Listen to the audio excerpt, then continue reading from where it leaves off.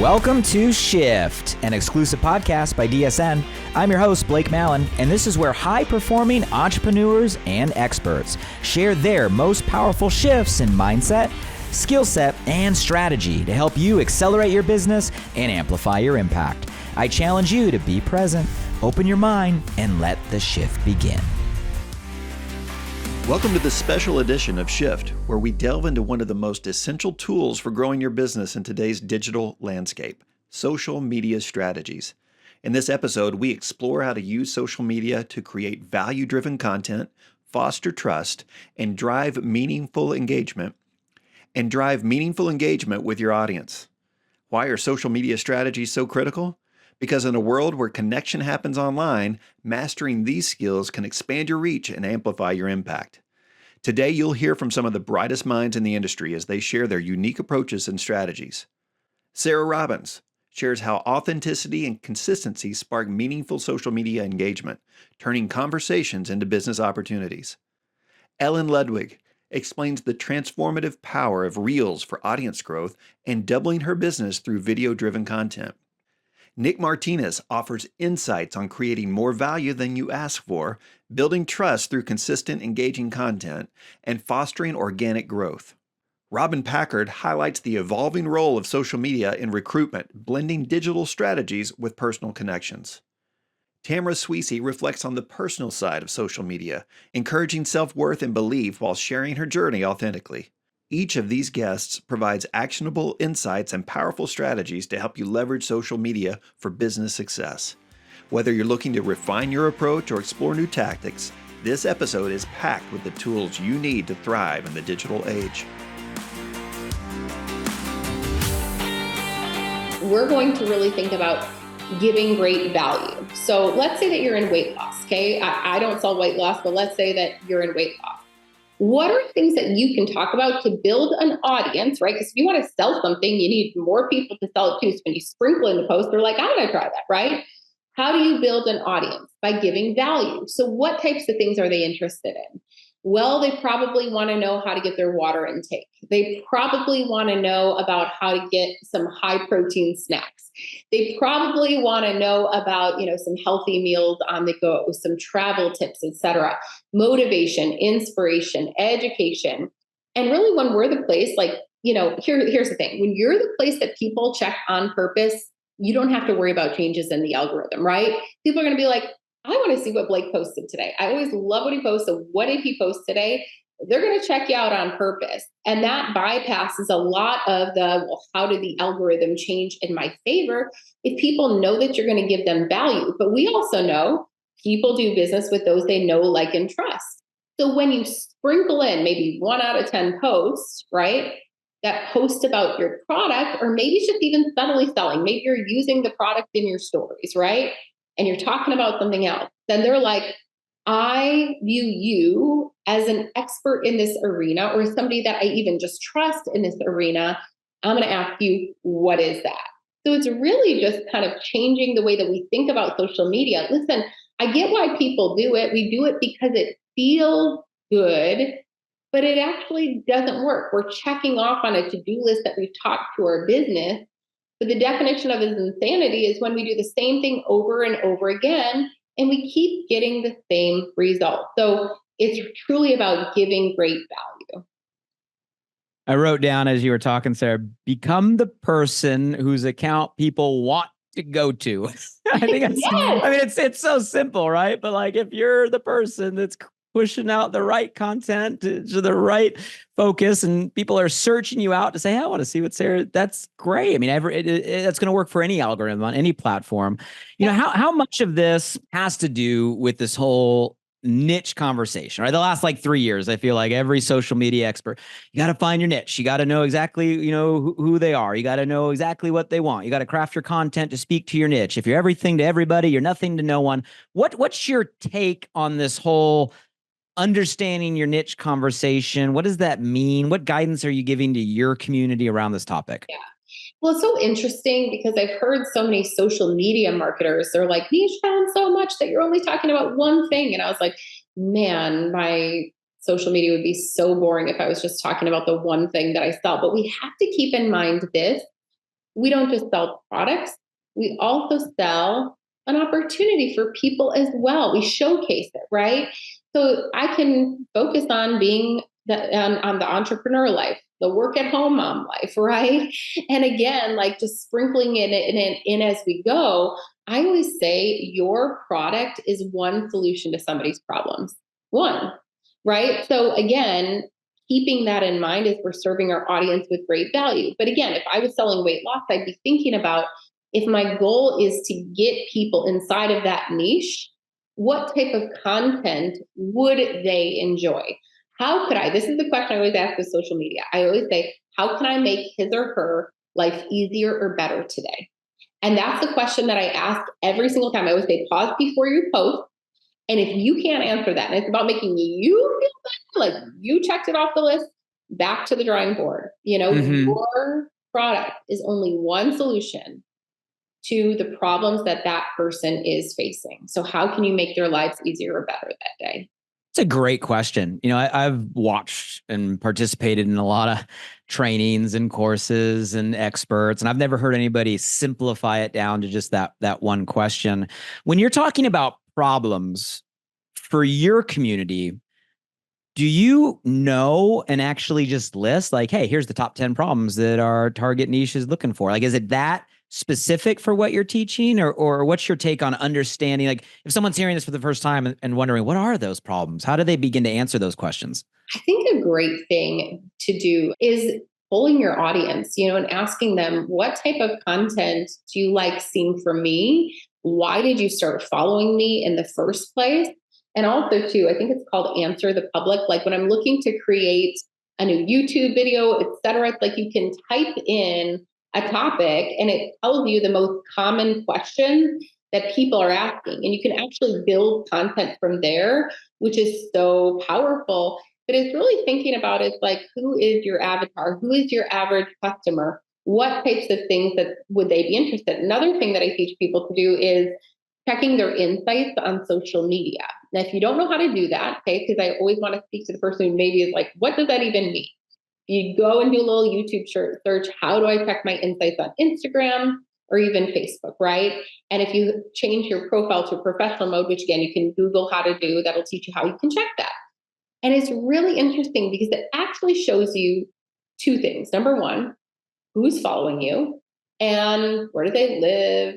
What is their age, et cetera. So I can actually target, I know the majority of people who follow me, nearly 90% are women who are middle-aged. So I know if I do the post that's, catering to teenagers or to a gentleman about such and such product that I sell, right? Maybe not the best use of my time. It's not because I don't want to serve those people, but again, I'm trying to, the goal is of social media to expand your reach and get greater engagement, right? The second thing that it shows you, which is so awesome, what type of content are people interacting with? So which posts did they love of yours and which ones just, fell to the wayside? And then that kind of gives me a clue of, okay, they loved this, so I'm going to kind of create more of that as well. It's a different way of approaching how most people would on social media, right? I think for most people that are using social media, as just a personal tool, it's what am I excited about talking about? What am I passionate about? What am I thinking? What am I feeling today? What am I experiencing? What I'm hearing you say is to kind of take it off you and put it on them. And who are they? What is their problem? What questions do they have? And how do you solve it? What percentage of your energy is on like content that you're passionate about? Like Sarah's excited to talk about this today, or I'm feeling this today, your experience, versus what you think is going to benefit them or help them in some way. Like, how do you balance I'm excited to talk about this versus this is what they really need? Tiny, their interest, not yours. That will go a long way. There's times where I even just want to post a cute picture of my kiddos. There was one where like my baby was learning to walk. I'm like, this is so cute. The world needs to see. The reality is they probably would have just liked it to just like, show me love. But I thought about, okay, how can I serve somebody with this? I'm going to take it a step further. And I'm going to talk about the baby steps that we make in business, right? And kind of like just really just took a second. Again, it's not hard to just pause before we post and think about how can this actually serve somebody versus am I constantly, just selling or even just showing, right, my life and all the things. It's like, how can we actually create value for others? And I want to give you a great example of a girl on my team. Her name is Crystal. Crystal actually has built an incredible business by posting funny reels. So we know people love to laugh, right? So now you don't have to be funny to be successful. I'm not funny at all. In fact, anytime I make a joke, people look at me like, I'm confused. Am I supposed to laugh? But this is just her, right? Like I'm more educational, motivational, all that stuff. She is just funny. And she does these funny reels with her husband and grew this social media account to hundreds of thousands of people. She was recognized on the top leaderboard for in our company at a certain level of leadership. So it was huge to be a top leader performing at that level. And everybody's coming up to her like after the event and they're like, what are you doing? Thinking she has some secret strategy. She's like, I just create content that people enjoy. And when I sprinkle in, the opportunity or the products, people are like, I want to be a part of that. And so instead of chasing people on social media, people are coming to her. So again, maybe being funny is not your thing. That's okay. It is not me. I am not going to pretend that I'm funny, but it's like, what is your thing? There's a woman on our team, Patty, who actually does live cooking shows. Our product has nothing to do with cooking whatsoever. Like there's no way to even like make that connection. But all of these women come to watch Patty cook live because women, a lot of women, not all women, not me, they love to cook. Okay. So they're coming into the side of Patty's kitchen. She's building an audience. She's cast a wider net. So when she posts about, an eye cream, something that those people could actually benefit from, they're like, I want to ask Patty about that thing. And so think of it this way. It's all about just casting a wider net.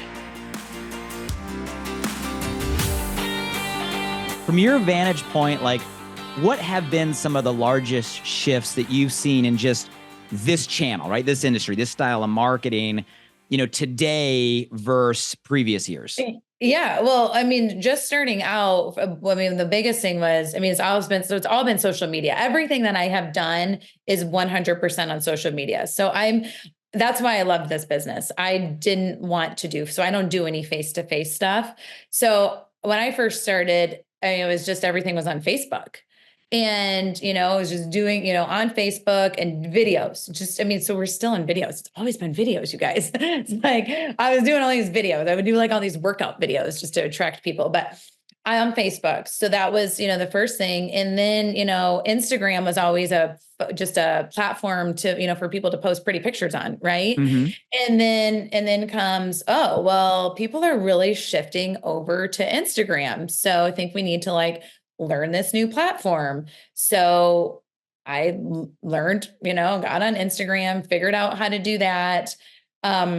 Really then when Instagram, went big, really focused on Instagram. I have a very big, what I would say is a pretty big presence on Facebook still. I know a lot of people don't, but I have a page there I started there, in 2014. So it's still going. So I do similar stuff there. I push everything. It's the same, but shifting over to Instagram, that was a big shift. But then came, before it was stories, it's Snapchat, right? Then it was oh, we all need to hop on Snapchat. So for a hot minute, I hopped on Snapchat because that's what we needed to do. And then that kind of turned into a teen thing. And, and then it was okay, well, we got to do these Instagram stories. And so this is what's going to happen. There's all these new things where we're oh, I got to talk on stories. I got to do this. I was really hesitant at first, but of course, then I was well, I'm going to have to do whatever we got to do to be successful. So get on stories, do that for a while. Then all of a sudden, TikTok is there. I am not on TikTok. I've tried TikTok. It's not my thing. I just didn't feel like it was a lot. It's just not my thing. So anyways, but there is that TikTok. So you could be working that. But then Reels came out, right? And it was you better be doing Reels. And when those Reels came out, I was no way can I do these? This is scary. I'm going to have to be an actress. I'm going to have to learn how to dance. I'm I am not going to do that. So I was very hesitant. But when I finally decided to, and it wasn't even finally, it was pretty in the beginning stages of the Reels, I was I got to do this because if I don't do this, I'm going to be behind. And I have seen accounts that didn't hop on the Reels trend and they didn't grow. And I hopped on that Reels trend, and a couple months later, well, you know what? My account grew from 18,000 people. This was in 2022. My account popped up at the beginning of 2022 from 18,000 people, quickly up to 55,000, then Wow. quickly up to 118,000 by the end of 2022. And you know what I saw with that? My business expanded massively, massively. I doubled my business from 2021 to 2022. And that was because I started doing Reels, and I did not let that fear of like, what are people going to think of me? I'm going to be an actress, I didn't let that fear hold me back. So, and I've kept on it, and, I've seen some, and it's a crapshoot. Instagram is a total crapshoot. I mean, I'm sure many of you are like, I'm doing all the right things and I have no followers, and so it is literally like the Instagram gods blessed me, but I believe they blessed me because I was consistent and I put out content that was valuable that people wanted. Mm-hmm. And so that to me, like again, just sort of making those social media shifts is really my whole business is from social media.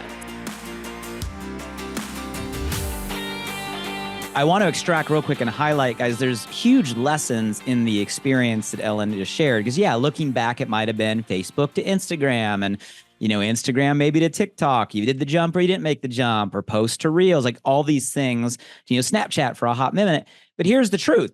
It's always going to be that way. Technology, by definition, is always going to be evolving. So that may be looking at yesterday, but looking at tomorrow, it's going to have different names and be different features and different things, but the principles remain the same. And Ellen, what I'm hearing is you embraced the shift. You were willing to jump in and try new things, find what works, not do the things that didn't resonate, do more of the things that were getting results. And I think that's always going to be the case. But diving to work, so you said all. So like literally 100% of your business right now is social media driven. There's nothing happening like in person. Like, no, none. Okay.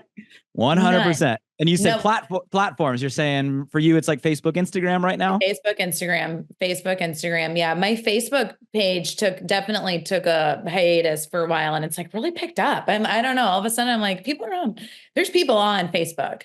My demographic of women is 40s, 50s, 60s, and 70s, believe it or not. And I do feel like there's, I'm going to be 45 in a couple of weeks.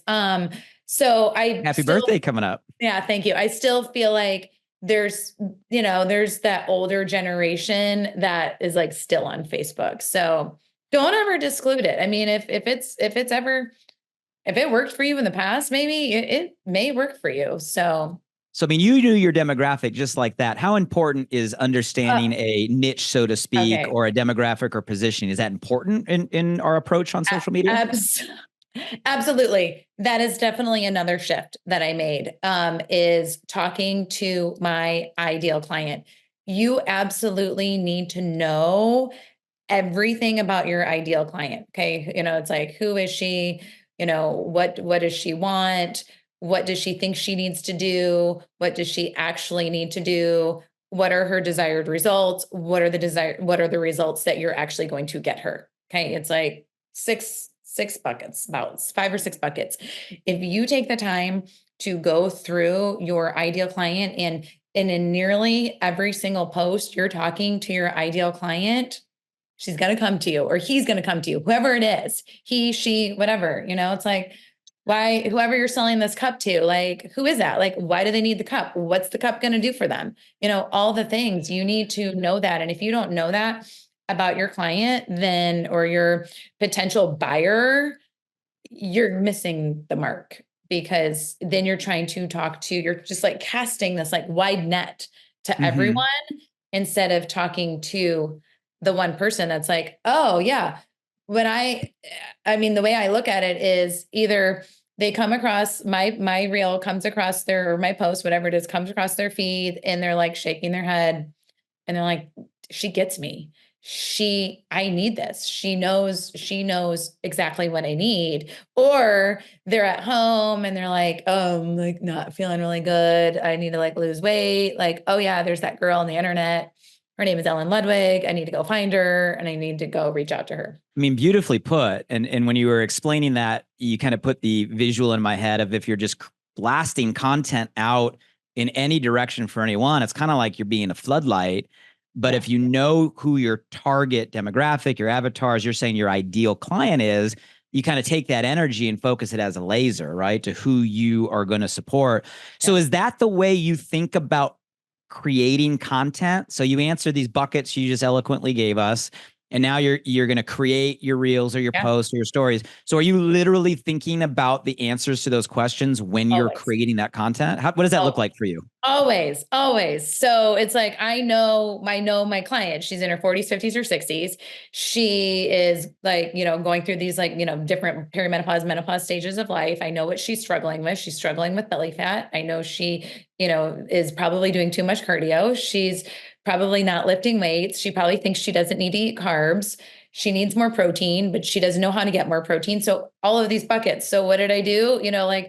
Today I gave a recipe, but it's a high protein recipe. Yesterday I was like talking about, why she needs to eat carbs. Monday I'm talking about, or Tuesday, whatever, I'm talking about why she needs to eat protein, helping her through all of those things, and then when I'm promoting, yes, I'm talking about, do these things so you can see results, or don't do these things that she's, doing. So always thinking about either what she's doing, what she's not doing, what she needs to do, how she wants to feel, all of those things every time. I hope you guys are listening and taking notes, because Ellen is literally giving you a content strategy or a content map that's working for her in a major way. It's not about posting your recipe book. It's not about posting your meal. Get the framework that she's delivering, right? Identifying those buckets for yourself and then creating content to answer what those are, right, for your business and your passion. I think that's gold, Ellen. Do you have any sort of rhythm, like on frequency, like you're posting X many times or X many types of content on X many platforms? Or like, are you down to that detail, or is it arbitrary? I mean, I post every day. So, I do one post a day. I don't do more than one post a day. Honestly, you hear everything, right? You hear the social media gurus that are like, oh, you need to post like 3 to 5 times a day. I'm like, people do not need to see me constantly in their newsfeed, because you know what? If they start seeing me constantly, then they're going to be like, tuning me out. Okay. So that's my personal opinion. I just don't think that I need to do more than one a day. I'm like, I need to nail it, instead of like putting out a bunch of content that might not be stellar. I'd rather do one post that's actually like really good, rather than like, oh, we're going to like do this and that. But I one post a day, it's either, a reel or, maybe like a carousel post. So we've got that going. Do I have a specific content strategy? I mean, loose as again, I really just rely on like, I know my clients so well. So I know what I need. I know what I need to post. I usually know exactly what I'm going to do the day before, and I'm loosely thinking about days, but I am going to be honest. I am not a planner. I do not plan like super far in advance. I used to, when reels were a little bit different, because they were a little bit acted out, and now reels aren't as like acted out. I don't like do a bunch ahead of time. But I do stories all day. So it's literally just right now, it's like, the Instagram and Facebook posts are the same. And then I do my stories, and that's it right now. I have a goal to get a YouTube channel going, because clearly I love to talk, and, potentially have my own podcast. But I got to get that worked into my schedule for this year. I went live and I posted every single day for 18 months. 18 months. 18 months. And when you say every single day, do you really mean every single day, or are you just kind of generalizing? I never missed a day. I never missed a single day. And in that 18 months, I enrolled zero customers through my Facebook account. Everything that I did, I still built my business. I still had success. It was all through the past connections the continued networking that I was doing alongside trying to figure out this social media thing. And I remember asking some people that I had seen on Facebook that were quote unquote experts. I would meet them at events, be like, all right, what are you doing? I would pick their brains.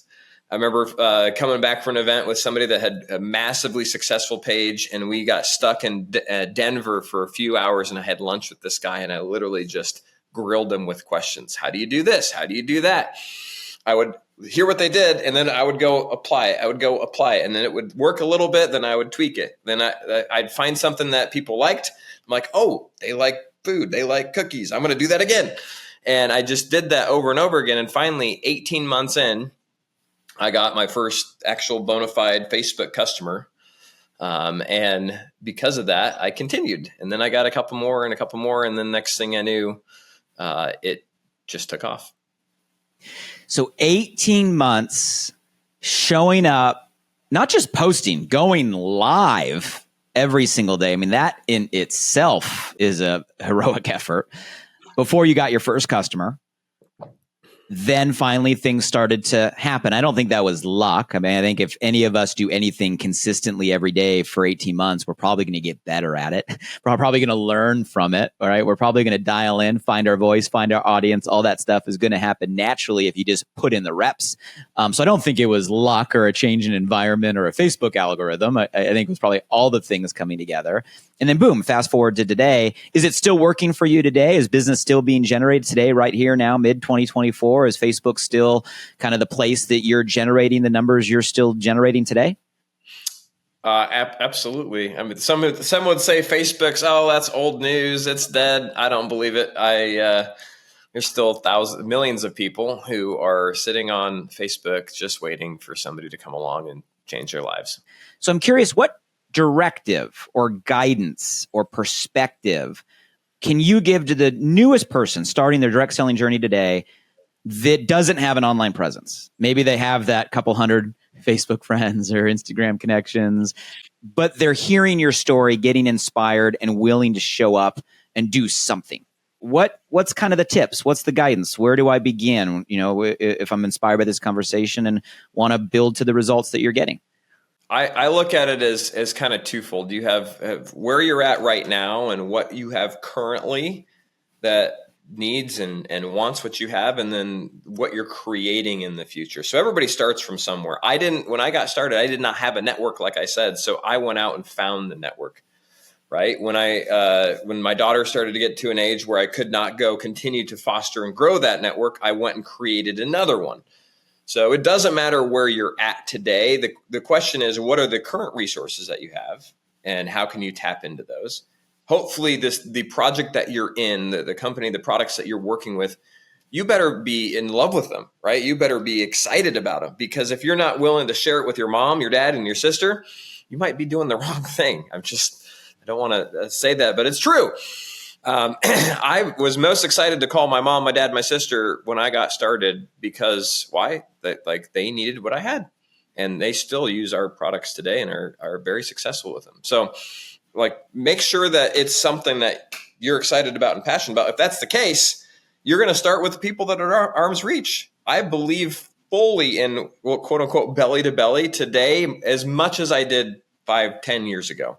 Why? Because the world is disconnected, is all over the place. And one thing that still connects us is our energy. And if somebody feels your energy and experiences your passion and excitement about what you're doing, they're going to want to be part of it. Right? So that part's huge. So if you're getting started, find a way to get in front of the people that you already know, the people that are already know you, like you, and trust you. Then the second step is create a community of people that you can grow and that you can control the growth of, and create that know, like, and trust factor. And you can choose how you do that. If you're going to do it on social media, I have there's 3 steps I'll give you, 3 simple things that I'll give you that if you commit to. Blake used the word algorithm. I want you to take that word out of your out of your mindset, because a lot of us, you'll get sucked into the gurus on Facebook or in your inbox, the gurus in this industry who try to sell you stuff every single day so that you can beat the algorithm. Oh, you need to know this, you need to know this. And they'll keep you going from over here to over there. And I never wavered from Facebook, from what I was doing. I never changed anything based upon what somebody told me the Facebook algorithm was looking for. I followed these 3 steps and this one philosophy that I'll share with you. And because of that, it didn't matter what was happening because I was doing these other things. So for those of you that are looking to grow network and you want to utilize social media, it's simple. Number 1, this is the philosophy. Create more in value than you ask for in return. Create more in value than you ask for in return.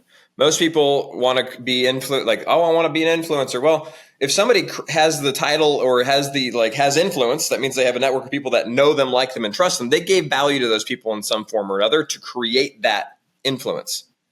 So if you're just getting started and you don't have that yet, well, you want to have that. What do you have to do? You have to create more in value than you ask for in return. If you're just trying to sell something, you're never going to have influence.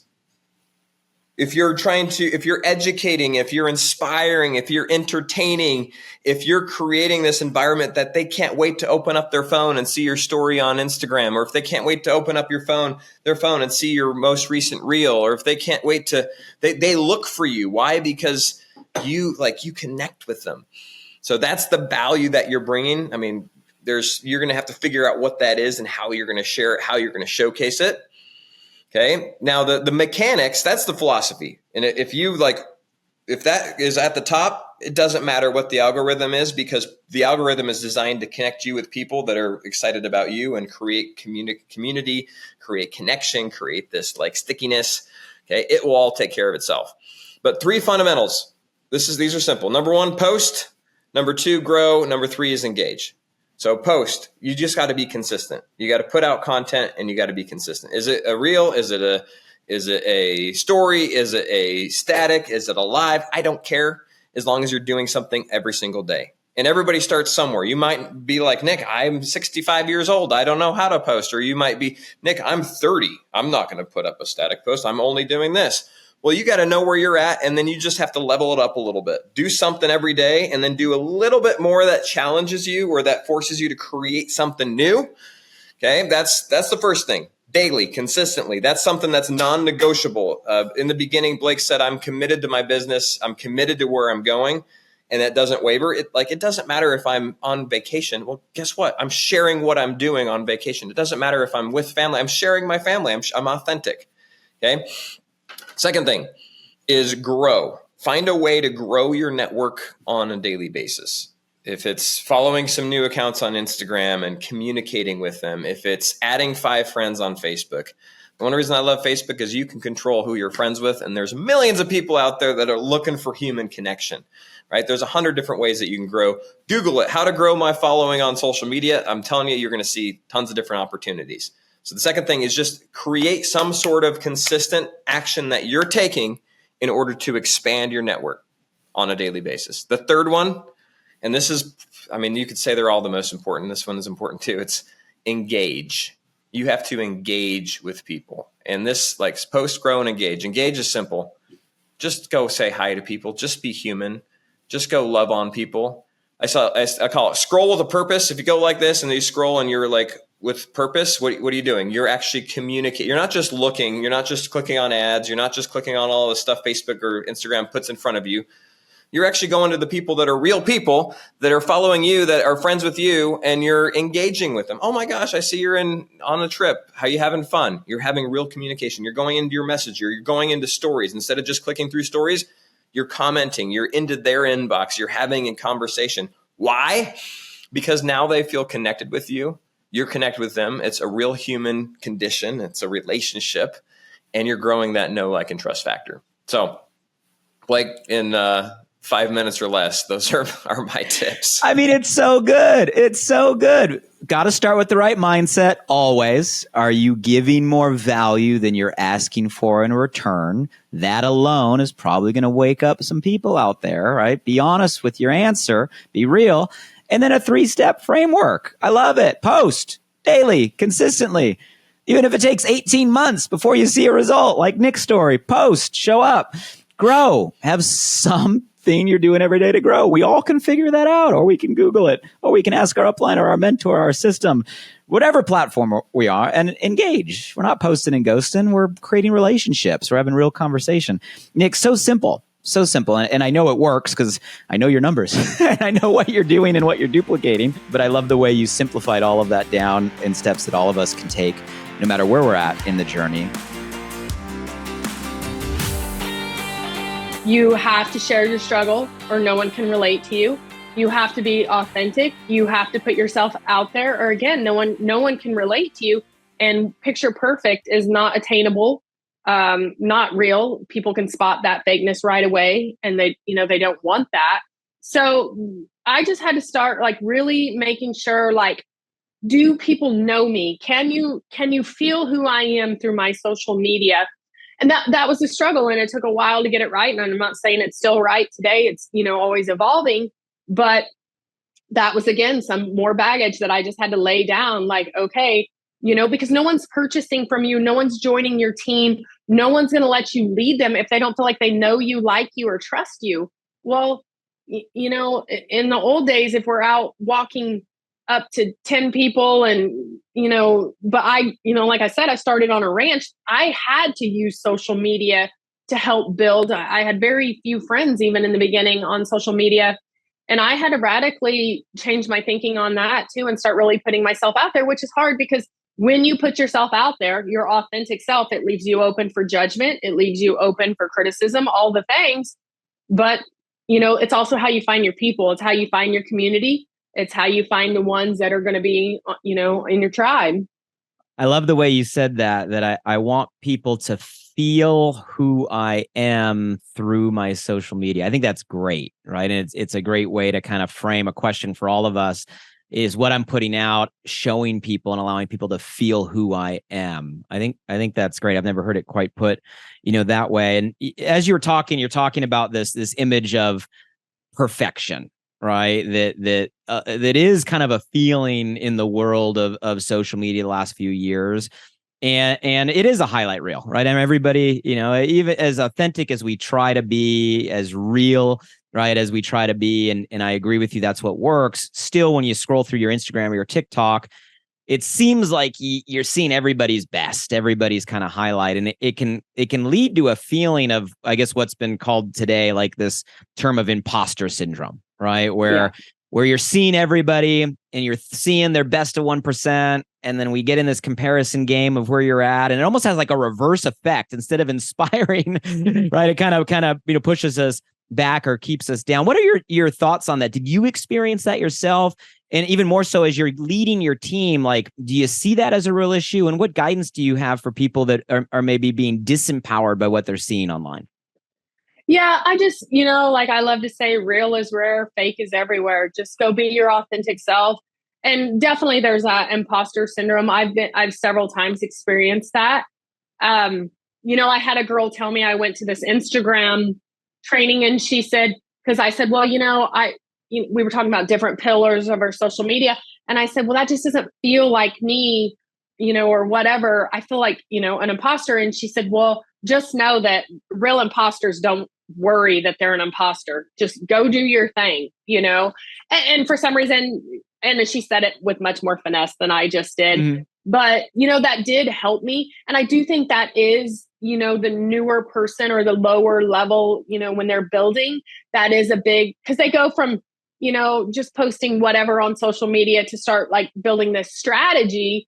And I do think they get that. And, what makes me sad is most people would be successful if they just stay the course. But instead, they throw up a little bit of social media and don't get a big response. And when I do trainings, I literally, in my trainings, I post my first ever, like, for putting myself out there with, my company and this stuff. And I was like, I had 5 comments and 4 likes. Mm-hmm. It wasn't a social media smash by any means, but I played the long game and stayed in there, and you evolve and you learn. And when you know better, you do better. And it gets better and better, and we all have stuff that we go back and we're like, oh, that was, whoops, that was cringy, whatever. I had to pivot there, but I've heard a lot of other big leaders or mentors say, like, we were all doing the best we could at the time. We just got better.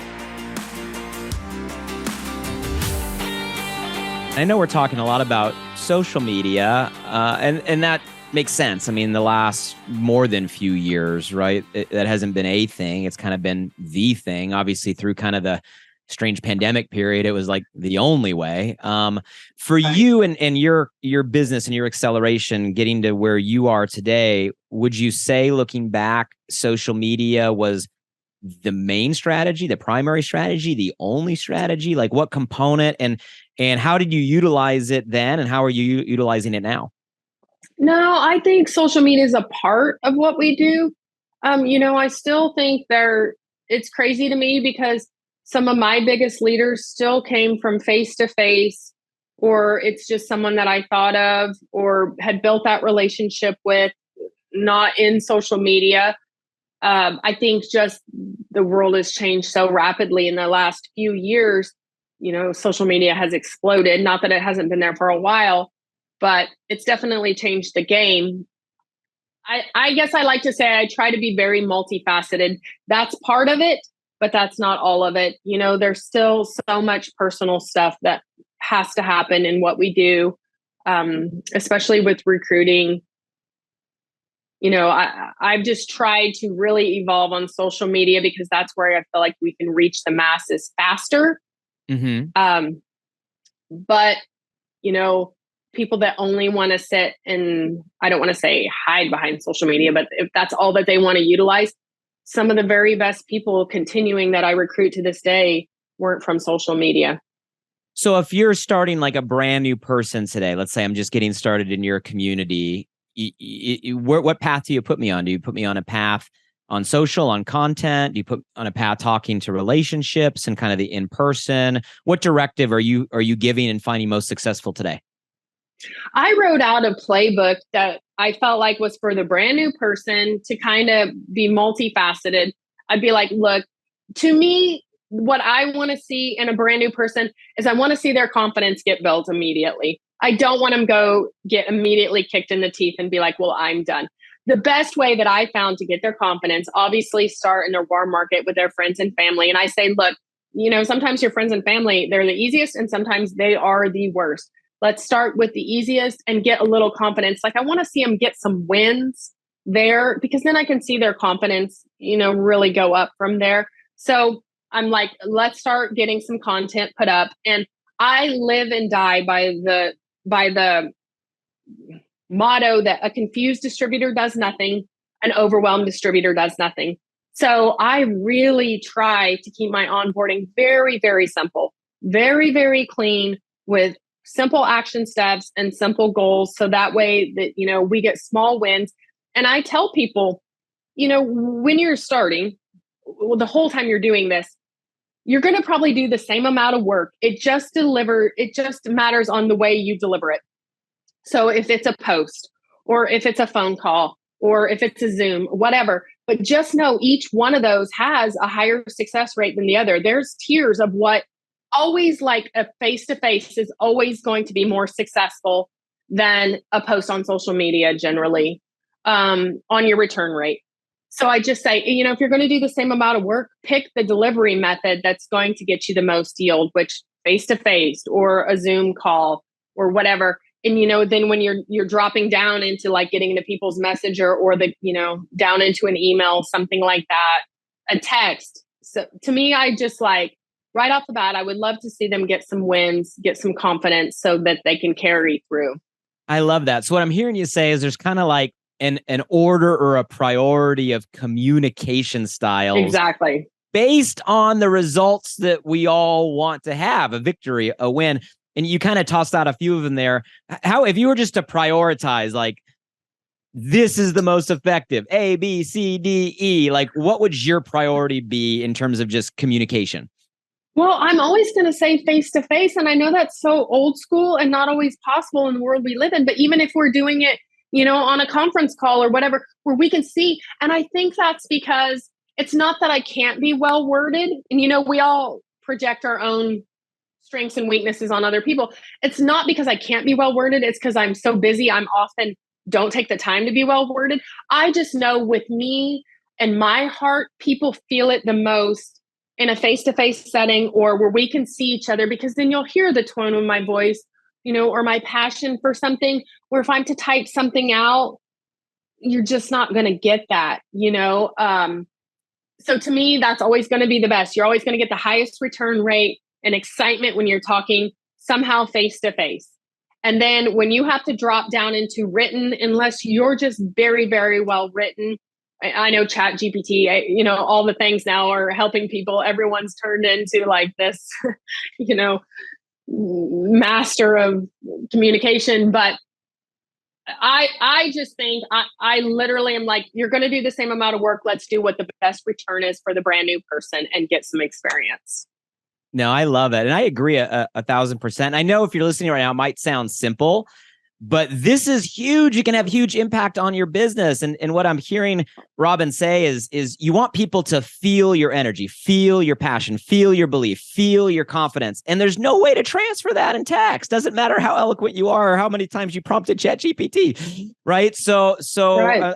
I'm taking notes as you're writing this stuff down. It's like, if you can talk in person, talk in person. If you can't, video is amazing. We can talk in person over video, over Zoom, over FaceTime. If you can't do that, voice, at least it's getting inflection and tonality. Like, use the voice notes. If you can't do that and you're going to text and DM, okay. But so much of our communication is going to be lost when you're not able to transfer that tonality. So if all you did is take Robin's advice and shift your communication to more of what can transfer your passion, you're going to get more results. And you might be listening and say, I know, but how many of you are still just stuck in the DMs, blasting messages and waiting, wait for people to reply back? I see you shaking your head and breathing. Yeah. I mean, every day, those people that don't want to untrack from that, and that's why I do love reels and TikToks and everything, because they can help show who you are in different things. And, that was one of the big shifts in my social media. Is I had a girl look at my social media and she said,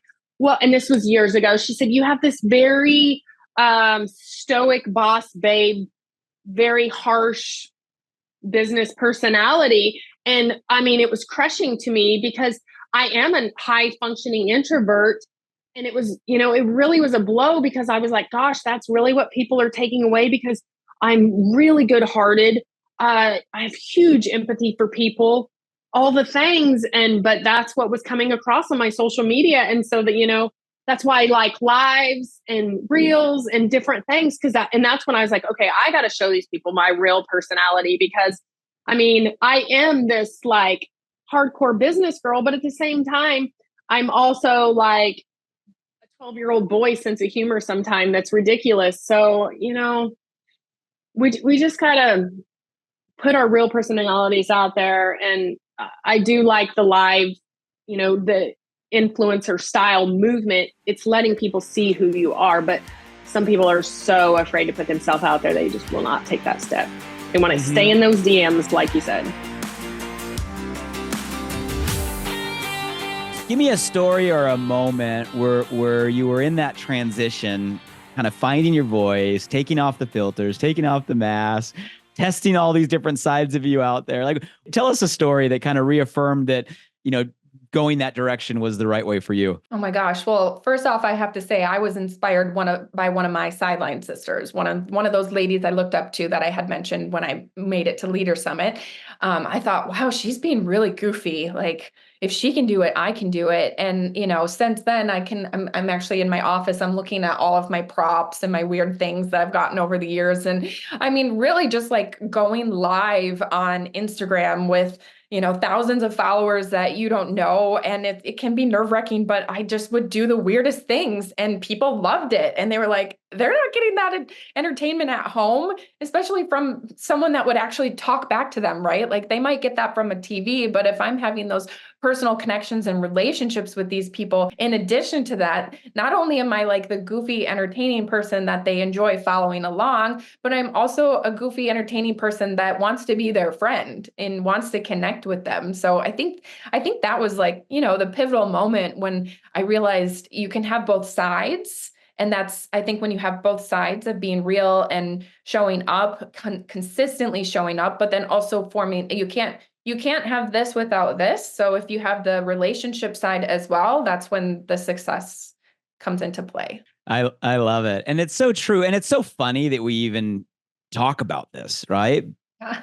But we have to unlearn so much. Like we're constantly comparing ourselves to everybody we see who's getting more likes or getting more hearts, and we're constantly second guessing ourselves or having that self doubt, right, or that uncertainty, and we have all these lenses or all these filters or all these masks that cause us to try to be somebody else. And at the end of the day, what people really want is just you, right? And we have to unlearn all of this, remove all of this. And like you're saying, when you start to show up genuinely, authentically as you, as weird as it may be, it tends to get results. I love that you said that, because I do love to remind my team, or it's something I say all the time, is that this business truly is you versus you. Mm-hmm. And if you are comparing yourself to anybody else, stop it, because their journey is completely different than yours. And if you so say to the teammate that is trying to get out of their head, that wants to be more present, to show their face more, just look at what you did last week and see if you can do better than that, or what you did yesterday, or like where were you last year? And I think a lot of I'm proud to say a lot of my teammates would say, wow, I came really far from last year, so they have it in them. Baby steps, right? You versus you. I love that. You versus you. There's that famous quote. I think comparison is the thief of joy or thief of happiness, right? But it is hard. Like, it's okay to model people you look up to. It's okay to respect people around you, but don't idolize. Don't idolize. Be inspired by them. I love that. That's amazing. So, I so much insight so far. So I love the high touch personal relationship list that you gave us for the customers we do have. As simple as that is, I think that's incredibly impactful. You were talking about swimming with both arms, right? So we got the sales and the enrollment. And let's say for all listeners out there on the path we're all on, we make the step you just gave us. We're going to show up as us, right? Whatever weird, quirky, funny, silly, serious, inspirational version of us it is. And we start, putting that intention. There's also some strategies, right? Or the tactic side when it comes to this. And you're a master at at social media and the attraction. So let's maybe take that intention down to a layer of like, what does that look like? Literally. So like when we're creating content, your creator side, what's working for you? Like what strategies are you finding that are working online right now to grab attention, start conversations, go to business? What shifts are you seeing? Would love for you to take us there. I mean, right now, social media is difficult. There's different algorithms and things that, we're trying to fight, but really, if you are posting valuable content that is educational or entertaining, or, it really has purpose to it, that opens the door for conversation, and that opens the door for you to connect with anybody who engages with those posts in a personal message. Take it beyond just the singular post and bring it back to that you having that personal conversation with them. And that's what makes it so important. And I feel like that is by far where I guess get the best value and best return, because really posting content is just kind of grabbing people's attention. You are the one that builds the relationships. You are the one that ultimately makes the sale. It's the visuals are really fun, and they can definitely teach, and help to sell the products, of course. But at the end of the day, I will always go back to the fact that this is a business of me connecting with my consumer, and then the products are secondary. How much of the content you create is more consumer value proposition versus the opportunity side in terms of your social media content?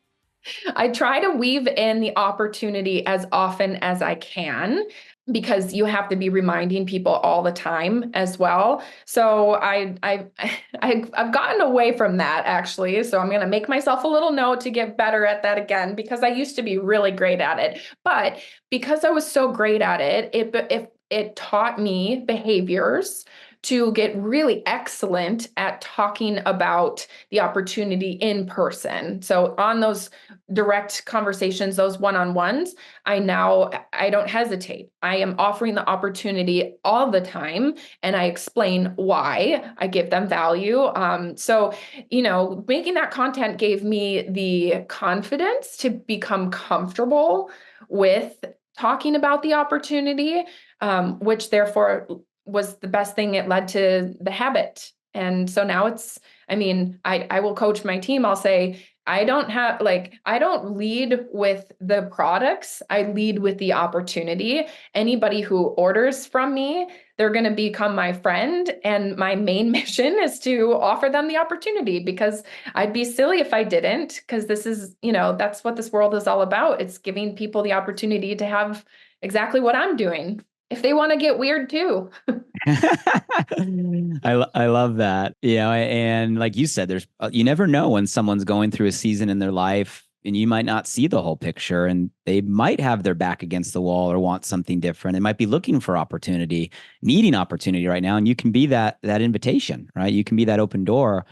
What about tips? So like, we're creating content with the right intention. We're being authentically us. We're showing up consistently, like you say. What tips would you give us on how you're moving a conversation from like a piece of content on a social media platform into that conversation, right, that you're talking about, into that relationship? What do you see that's working for you? What tips can you give, right, for anybody right now that wants to maybe up their level of conversations using social media tools today? Well, once you're in the conversation with them and you're talking about the products, just go right for it. And just, once they start loving the products, because I really do let people get used to the products first, and then I'll weave in the opportunity, because they need to, for me personally, some people can do it the opposite way. They'll offer the opportunity first, but, I like to warm them up a little bit, I guess.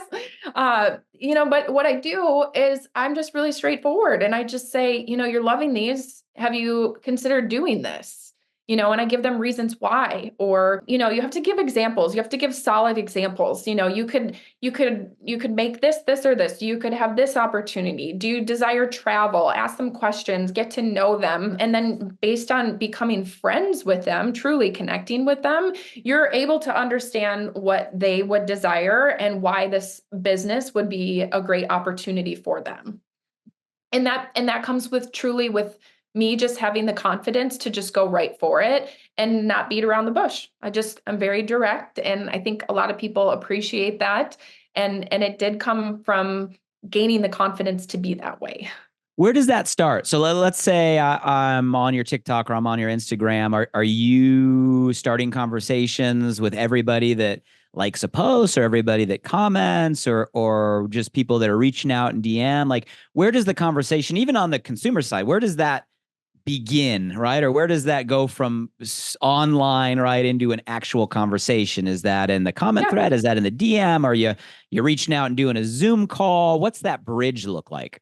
So specifically on social media, if I get a new follower, say, I will message them and I'll just say, hey, thanks so much for following along. Are you familiar with these products or this company? Just really short and sweet. One thing that I was taught once that will forever stick in my head, I hope this is a helpful tip, because it really helped me, always end in a question, because I think that's super simple, but it as humans, we naturally feel like we have to respond, because otherwise it's rude. So if you end with a question when you're communicating with these strangers, might feel a little uncomfortable responding to you. It's in our it's just human nature to respond.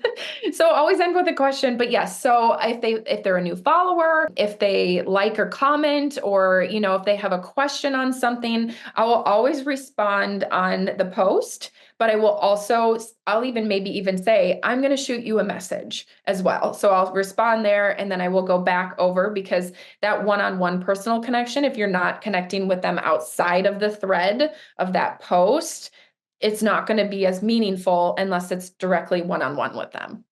Mm-hmm. No, it's great tips, right? Always ending a question, keeping conversation going. And I love how you have done a great job balancing starting online and using technology, but really what I keep hearing in your answers is getting to real connection, real conversation as quickly as possible. And that when they buy, it's not the end, that's the beginning, it sounds like, of that relationship with everything that you're doing for your customers.